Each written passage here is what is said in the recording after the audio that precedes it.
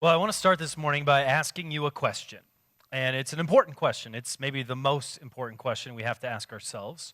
And the question is, what really matters? I want you to ask, just think about it for a second, what really matters in your life? Like, what is most important? As you analyze your life and you think of all the things that you have and all the things that you do and all the people that are in it, what matters most to you? What's at the very top of that list? In fact, for a second, there should be, if you have the program with you, there's a little space at the bottom of your notes. I want you to grab a pen. I just want you to write down 3 to 4 things that matter most to you, all right? Just take 30 seconds, write down the top 3 to 4 things that are most important to you in your life, okay? And it can be anything. There's no rules to this. There's no right answers. But I just want you to take a second, think about that, analyze your life, and write down the 3 or 4 things that matter most to you.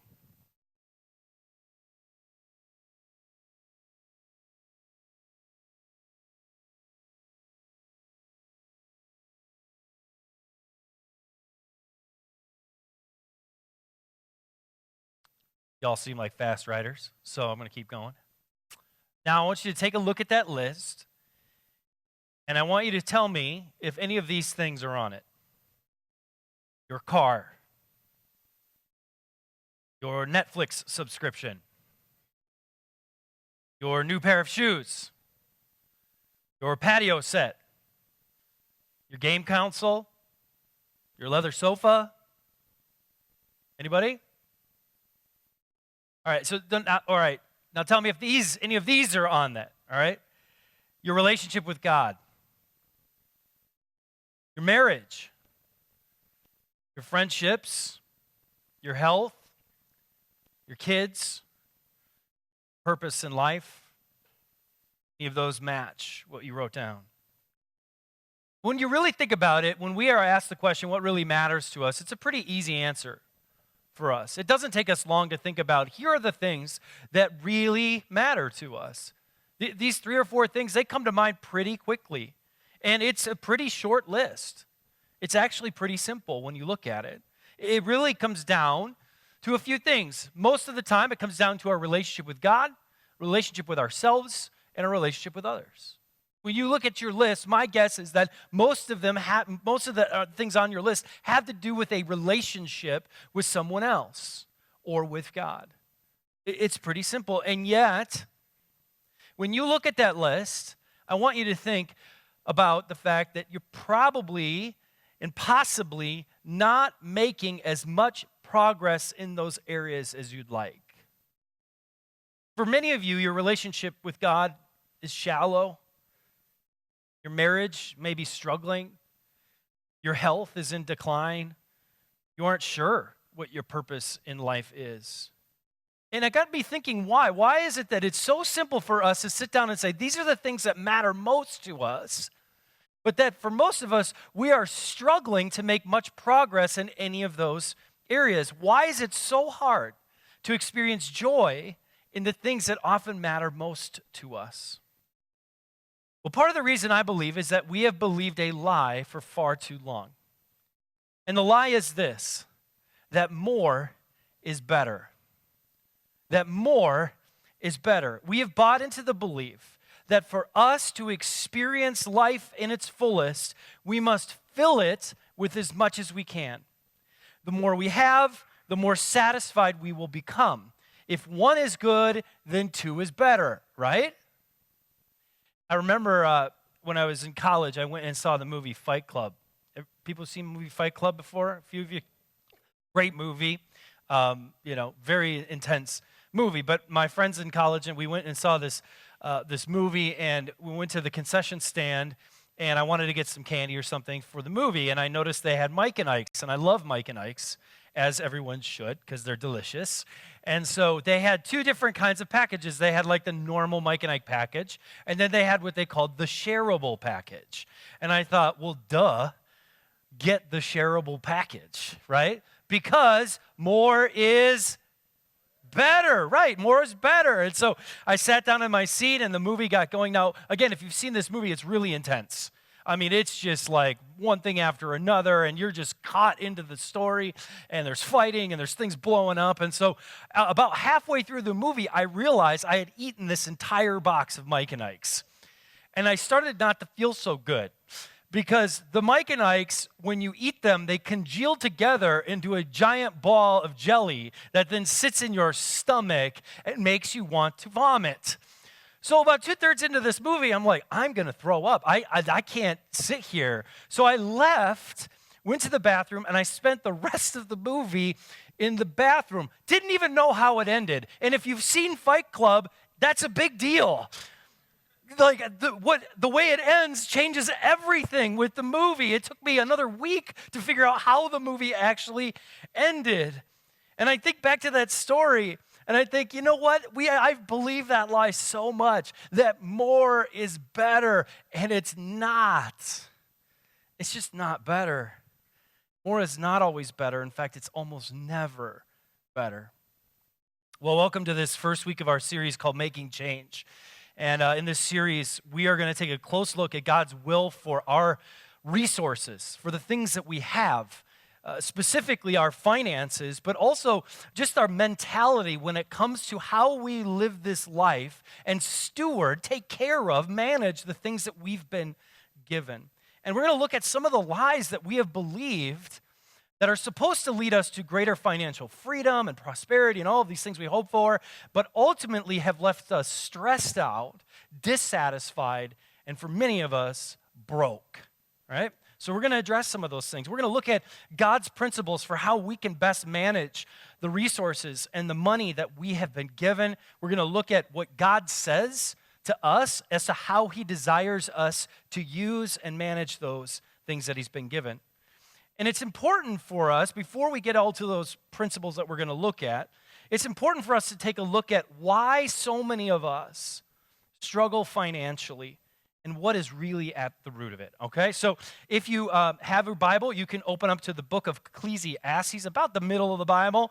Otherwise, you can download that YouVersion app we talk about all so often. A great resource. It's totally free. Go into events, search for Genesis Church. You can follow along with everything we're going to talk about here today, all right? So we're going to be in the book of Ecclesiastes. We're going to look at one short passage in Ecclesiastes. Now, if you aren't familiar with Ecclesiastes, it's part of what we call the books of wisdom. There's a few of them in the Old Testament, including Proverbs, Song of Solomon, and the Psalms. They're all kind of part of this book of wisdom, these wisdom-type books that give us insight into God's plan for our lives and the wisdom that he desires for us to have. And the book of Ecclesiastes, though, unlike the other ones, is a little bit different. It's sort of a darker look at the wisdom that we need if we want to live this life to its fullest and honor God with all that we have and all that we are. And so Ecclesiastes is engaging, though, because it reveals these many lies that we have come to believe in our modern time and even 3,000 years ago or 4,000 years ago when the book was written. And it tackles these lies that we've believed that allow us or make us make some very foolish decisions in life that don't lead us to the place that we desire, but actually lead us in the opposite direction. And one of those tidbits of wisdom in the book of Ecclesiastes comes from Ecclesiastes chapter 4, verse 6. All right, so let me just read it, and we'll read it again, because this is important that we get this. The writer says, "Better to have one handful with quietness than two handfuls with hard work and chasing the wind." Let's read it. Let's read it again. In fact, let's read it together, okay? We don't do this a lot, but let's read it together. Are you ready? Ecclesiastes 4:6. "Better to have one handful with quietness than two handfuls with hard work and chasing the wind." Have you ever tried to do something with both of your hands full? It's stressful. If you have ever walked into a grocery store parking lot with your hands full of groceries and a 2-year-old toddler, you are going to be very stressed out. It is almost near impossible to keep the toddler to go in the right direction. And if he doesn't, you either have to drop the groceries or you have to allow him to experience possible pain, right? Try to open a door with your hands full. It's stressful, right? there's no easy way to do it other than putting down some of the things that you have in your hands. It's far harder to do things when your hands are full than if one hand is free. The writer of Ecclesiastes is saying, if you want to experience peace and quiet and satisfaction, live life with one hand free. Fill both hands with stuff, and you will experience nothing but stress and hard work and the chasing of something you could never truly catch. In other words, he says, the less is more. Less is more. Fill your life with stuff and possessions and clutter, and you will experience nothing but stress and work and dissatisfaction and feel like you are chasing the wind, he says.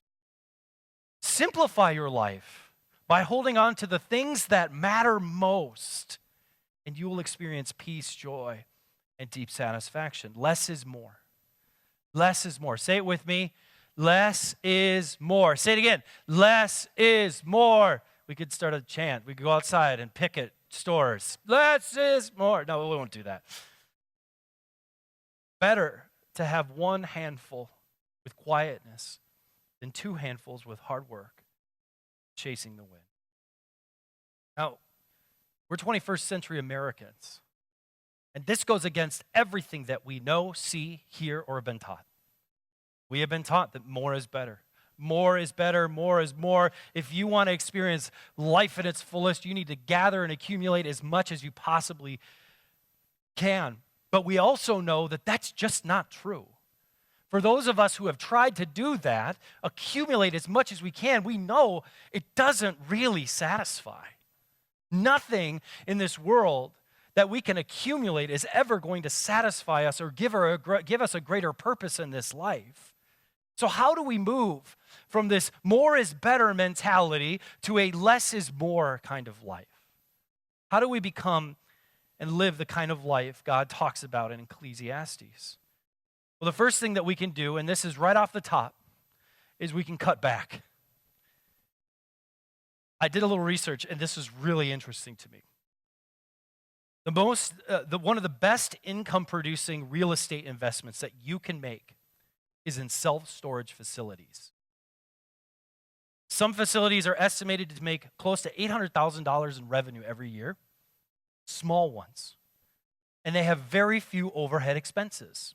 People come and go as they please. There's a security system. Sometimes there might be an employee. It's an amazing amount of money that you can make in self-storage facilities. It's become so popular that construction of these facilities has increased from $1 billion in 2006 to last year almost $6 billion. I mean, we are building self-storage facilities like our life depends on it. But why is it so lucrative? I mean, they're just empty boxes. They're just these small garages. Why? How could you make so much money on these empty garages? Who would possibly need a self-storage facility? Well, the answer is simple. We have so much stuff that we need to pay someone else to store it for us.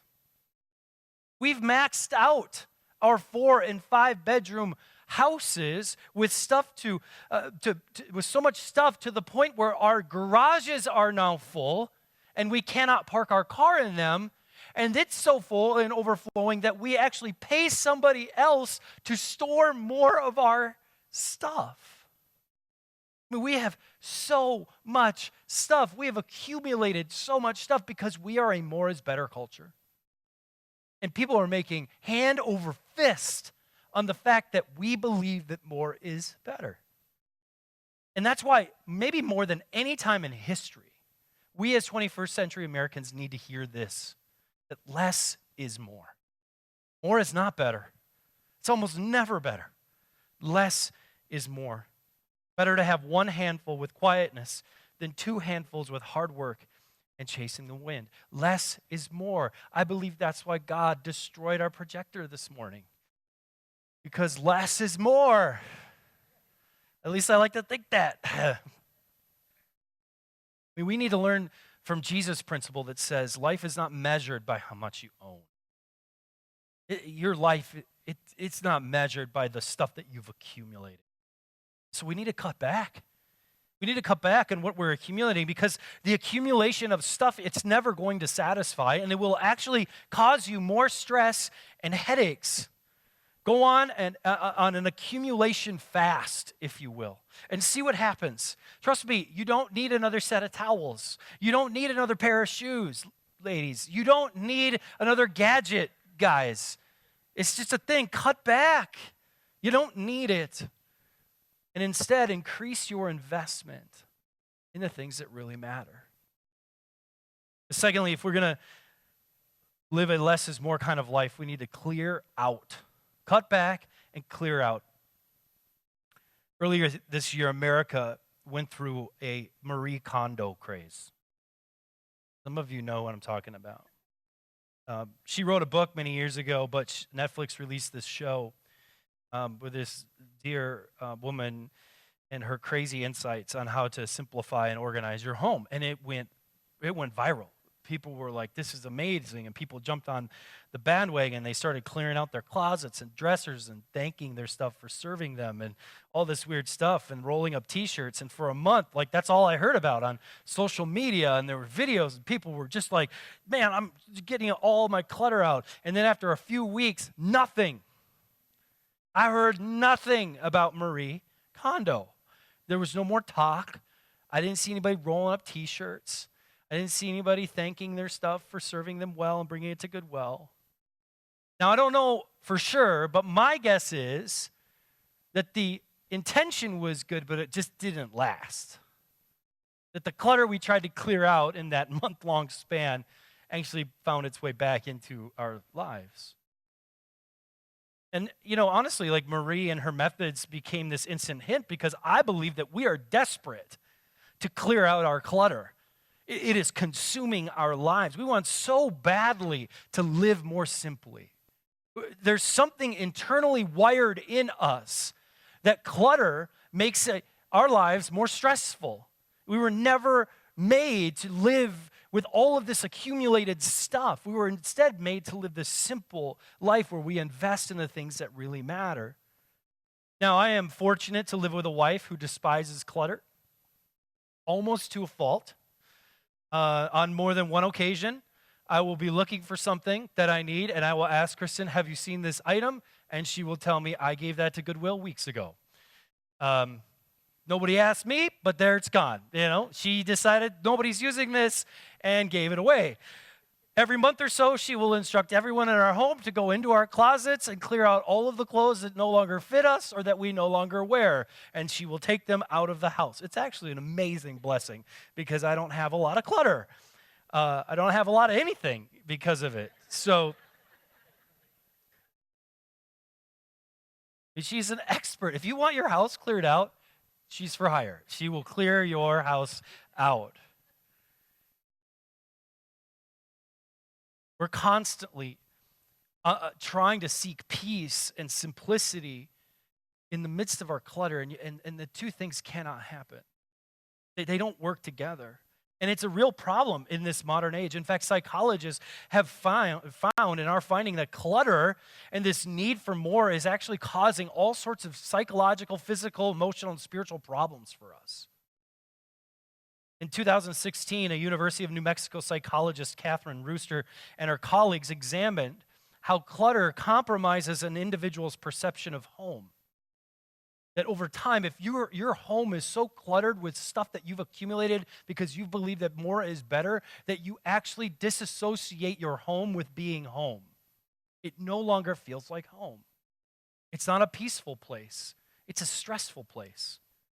They wrote this: when clutter becomes excessive, it can threaten to physically and psychologically entrap a person in dysfunctional home environments, which contribute to personal distress and feelings of displacement and alienation. In other words, you feel like an alien in your own home. It doesn't feel right. It doesn't feel safe. It doesn't feel peaceful. They go on to conclude that in their studies, excessive clutter in your life can lead to eating unhealthy, poor mental health, deterioration in relationships, and less efficient thinking. Even psychologists have found that less truly is more. And we need to clear out this clutter in our lives. And I don't just mean stuff, but I mean the things that we are putting as important above the things that really matter to us. So long as that clutter is in our lives, we will never experience the life that God intended for us. We need to create space for rest and experience peace and joy in our lives. We need to clear out our calendars. How many of you have cluttered calendars where you can't even see next Sunday because there's so much to happen between now and then? There's no room for rest in there. So long as you live a cluttered life, you will never experience what God has for you. You know, this is one reason why we want to be simpler as a church. We don't want to be a cluttered church. We don't want to be bogged down by things to do, but instead we want to invest in the few things that really matter for us to experience greater growth. We want to invest in Sunday morning, in our groups, and our teams, and our impact opportunities, and our next generation. We want to invest in those things that really matter to us. We believe by doing that, that's where we experience true change in our life. Not by adding more, but by actually adding less, by subtracting, by clearing out.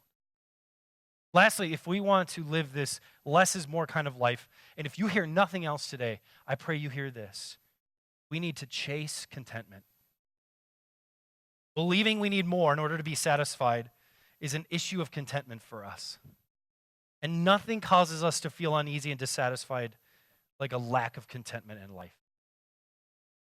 In a letter written to a young church leader, the Apostle Paul addresses this very subject. And he says this in 1 Timothy chapter 6. He says, true godliness with contentment is itself great wealth.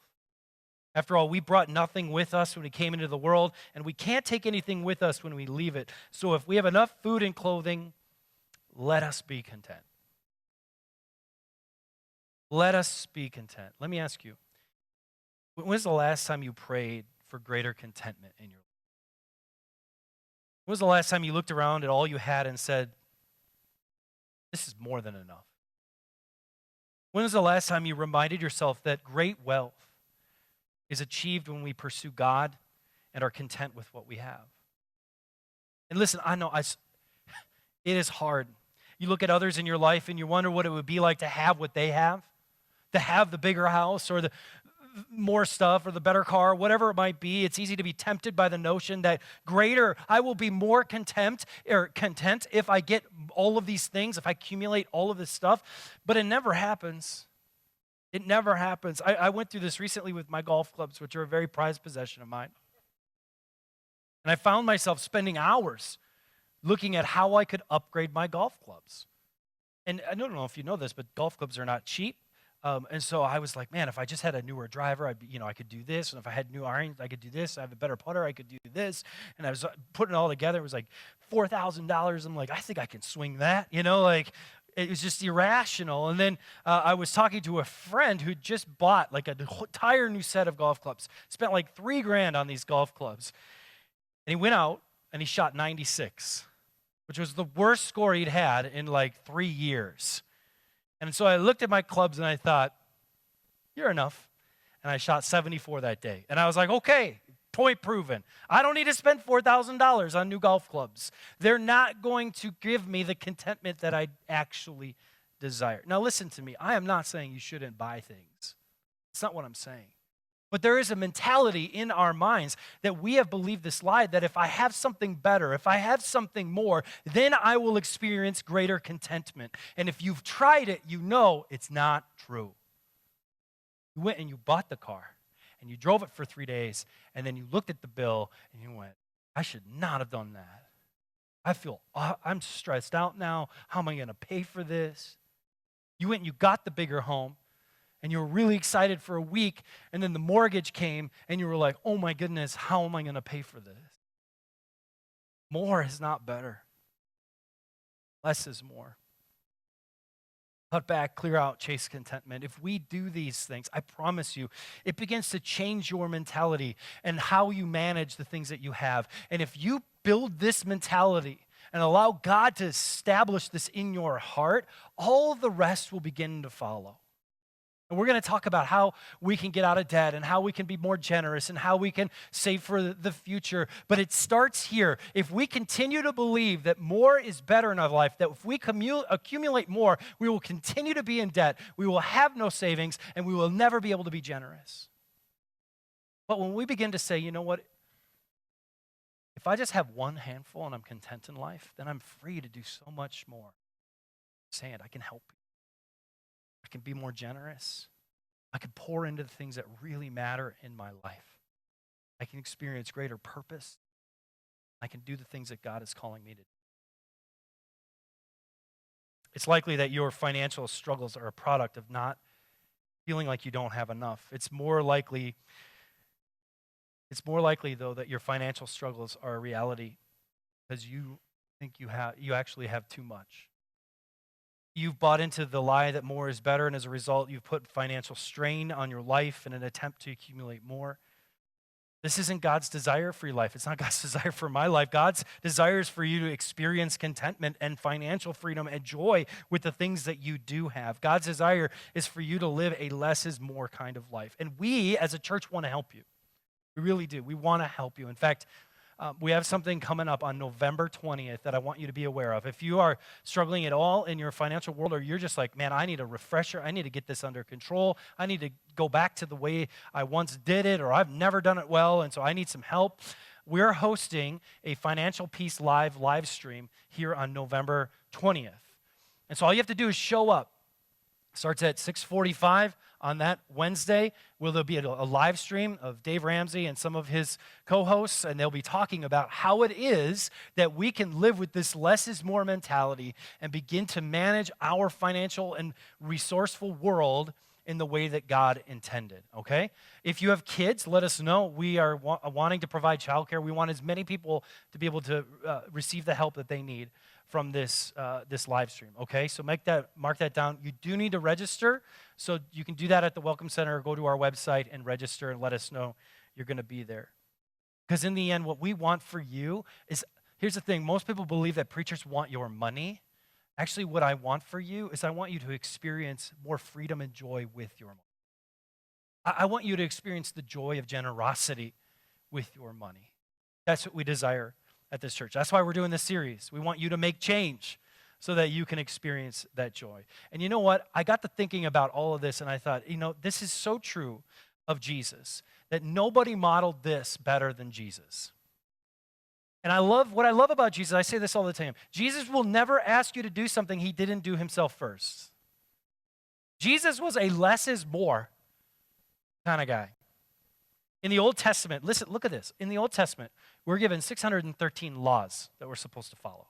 613. You've broken almost all of them by 10:30 this morning. I promise you. Most of them, you wouldn't even believe what they are, okay? 613 laws. For centuries, God's people tried to do exactly that. Follow these 613 laws. They would memorize them. They would write them. They would discuss them. They would spend time trying to figure this out. It got to the point where certain religious leaders wouldn't even look up when they were in public because they were afraid they would break 1 or 9 of the 613 laws, and they would run into things because they couldn't see where they were going. It was insanity what they were trying to do. There was just so much to have to do. And then Jesus comes to earth, and somebody asks him a question. Jesus, there's all these laws. Like, what are we supposed to do? And Jesus says this: love the Lord with all your heart, all your soul, and all your mind. This is the first and greatest commandment. And the second is equally important: love yourself, neighbor as yourself. The entire law and all the demands of the prophets are based on these two. Jesus takes the 613 commandments and he says, no. 2. God, love others. My guess is, if you are following Jesus in any shape or form, those 2 things, one way, shape, or form, are on that list. What really matters to you. And it's the proving point that less really is more. Jesus takes all of the law and he condenses it down. He simplifies it into 2 things: love God and love others. And if you want to know what it means to follow Jesus, that's it. That's it. That's what it means. If you want to experience change in your life, it all boils down to those two things: love God and love others. If you want to experience greater peace and joy and satisfaction, love God and love others.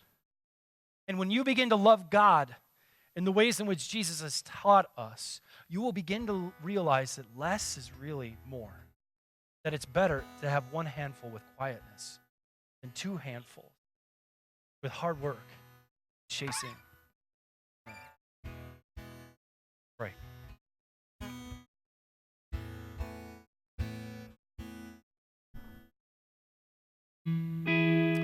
God, we confess this morning that we have far too often fallen victim to this idea that if we just had more,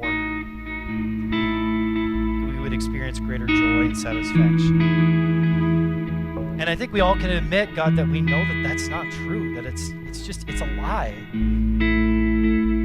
And so instead today, God, we fall to our knees, we beg your forgiveness, we surrender this need for more, and we ask, God, that you would make it crystal clear to us the things that we ought to really invest in, to learn what it means to cut back on some of the things that we are just wasting away on, to clear out the clutter in our lives, that we would experience greater rest and peace, and that we would chase after the kind of contentment that you talk about. When you say true godliness with contentment, and that is what it's all about. Thank you most of all for Jesus, who calls us into this simple relationship. God, when you strip it all away, it's really simple. You say, love me and love others. Everything that has ever been said is wrapped up into those two statements: love me and love others. And we hope to do that with one hand free, God. That we would be able to be more generous with your purposes, be more generous to the people in our lives, to manage the things that we have in a godly manner, to save for the future, to be able to leave an inheritance, to be able to leave a legacy in this earth that will last long even after we are gone. And so God, transform our minds this morning. Help us to see. Help us to see that more isn't better, and less is truly more. Pray all this in Jesus' name.